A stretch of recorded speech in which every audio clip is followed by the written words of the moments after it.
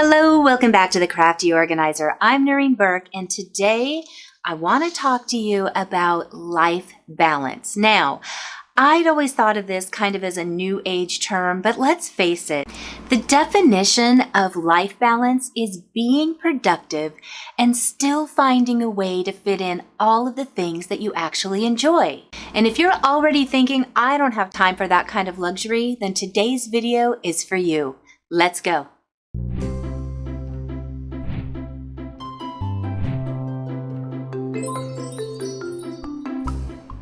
I'm filming a little different today because I don't want you to see that side of my space because I'm working on something. So don't peek over here. But one of the things we're going to be talking about with life balance is identifying what's important to you. What do you absolutely have to get done? What do you need to get done? What do you want to get done? And what are those items that you always want to get to but never find the time?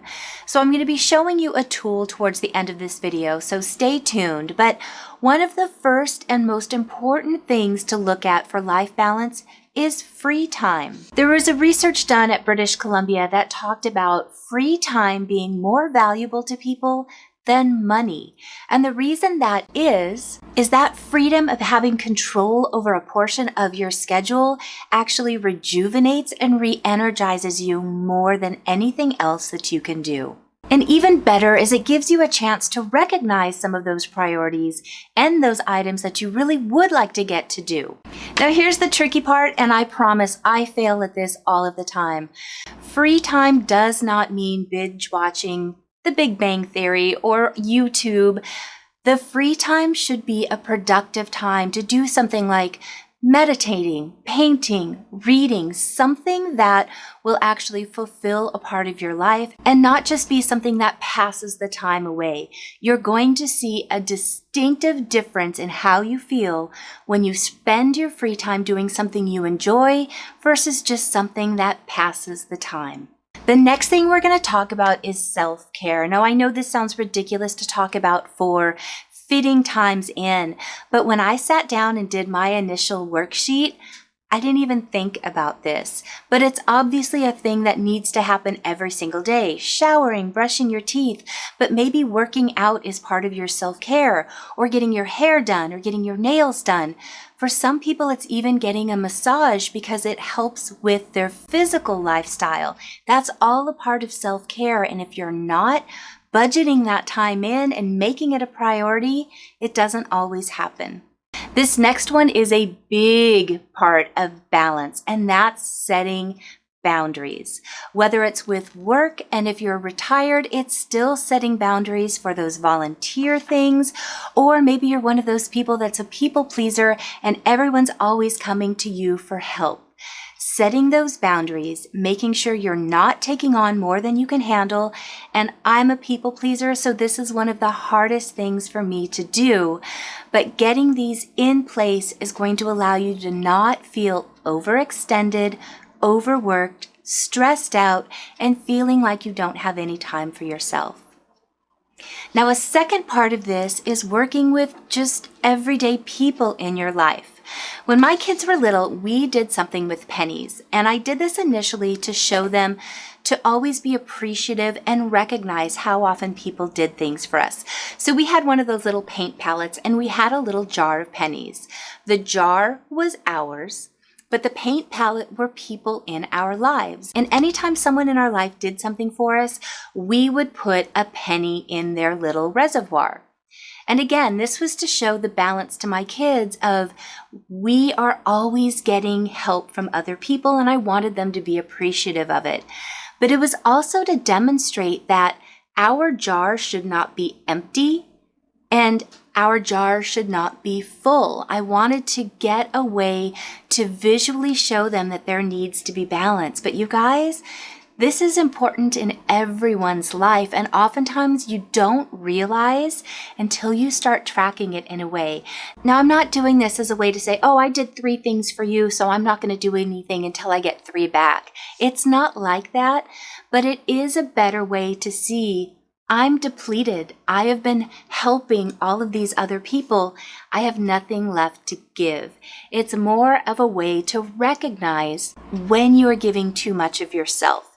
But it is a great way to check in and make sure that you are giving and getting back.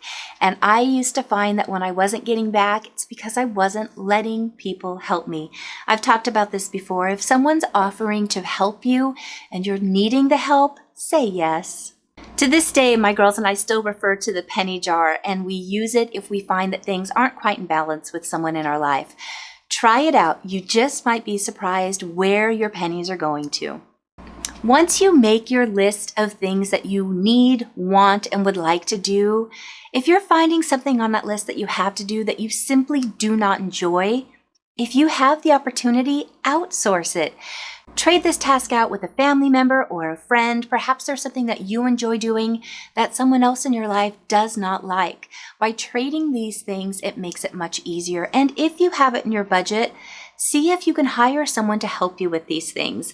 Freeing up that time to give you the opportunity to do the things that you enjoy and that fulfill you more are definitely going to help to give you that balance that you're looking for. So let's take a look at this worksheet that I made. There are so many great worksheets online. I just did a simple search and there were so many, but all of these will basically guide you through making a list of all of the areas that are taking up time in your life, whether they're good, bad, necessary. Getting that list together will help you to start devoting certain times to each things and recognizing what could go or what you need to switch around to find a more balanced life. So here's what I put together. So I created this basic spreadsheet and I've got this available through email right now. Unfortunately, I could not Excel an editable Excel worksheet into my current website. So if you're interested in this, just send me an email. That information is down in the description below and I'll be happy to send this to you. But these were the things in my life. Your form will be completely empty. But the first thing I started doing was filling out about how much time, percentage-wise, of my day I felt like I needed to give to this. So obviously work is important. My kids are important. I know there's a certain amount of hours I sleep every day. So I just kept plugging in numbers until I got to 100%. Let's face it, you can't give more than 100%. That's where it caps out. There are 24 hours in a day, so once I hit that number, I was done. But there were some big holes in my list here. There were a lot of other things that I needed to factor in. One of the first things is, yes, I spend time with my kids, but I like one-on-one time with them so I can check in and see how they're doing. I didn't think about eating or cooking or self-care, and crafting is such a medicinal thing. It's so therapeutic, so I needed to factor those things in. So going back in, adding the time of that, I started adjusting, and guess what happened? My day blew out. I went way over the 100%, and this is what realistically happens to me every day. I plan things in on my calendar, but the reality is I'm forgetting that there are so many other things that are important, which is causing me to be overextended, stressed out, and then I'm not getting everything done, which ends up making me feel like I've failed, I've let people down, and I'm not fulfilling my full potential. Now, an interesting side note to this is I had filled out how many hours a day I thought I was spending on this. So here's my current projection of how much time I spend. And do you see, once again, I did not factor in any of these things that I have to do. I have to eat. I have to brush my teeth and take a shower at the very least. So these were things that every time I did that, I was taking away time elsewhere. So I went through, I just kept adjusting the time to get it a little bit closer. And it was pretty amazing how much tweaking I had to do to make this be more realistic and fit my times better. So I'd like to ask you to email me ask for this and start trying it out. And if you don't want this form, like I said, there are so many others online that you can download, or you could just make a list yourself and start fitting it into the day.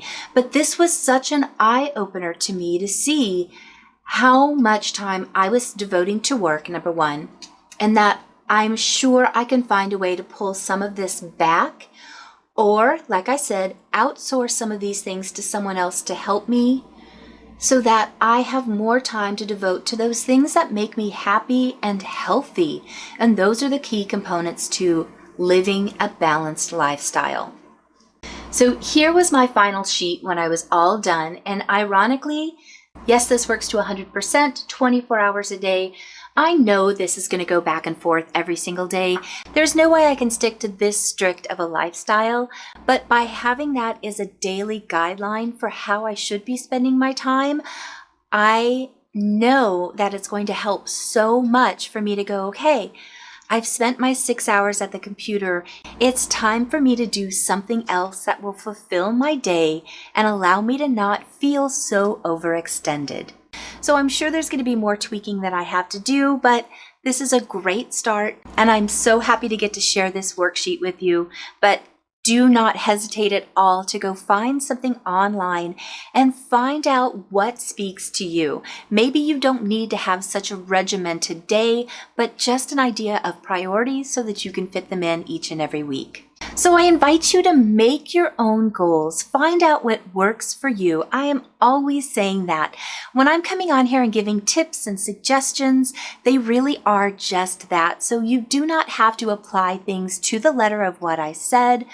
Find out what works for you. Go online, find something visually that you click with, and start identifying those priority things that are in your life and some of those things that you really want to do that will give you a balance. And definitely try out the pennies or something small that you can start manipulating around, because that visual is one of the most surprising things. I've recommended this to clients before, and they always come back to me blown away because something or someone in their life is taking more of them, and they realize that it's affecting all of the surrounding areas.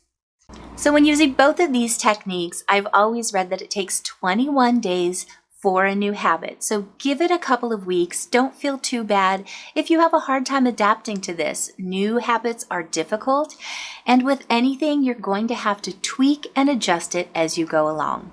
I want to say thank you to my patrons. Their support is absolutely allowing me to make these videos, and you watching this video, clicking like, sharing the video are all other ways that you can support my channel and allow me to continue on my journey. Thank you so much for watching, and I will see you guys in just a few days. Bye.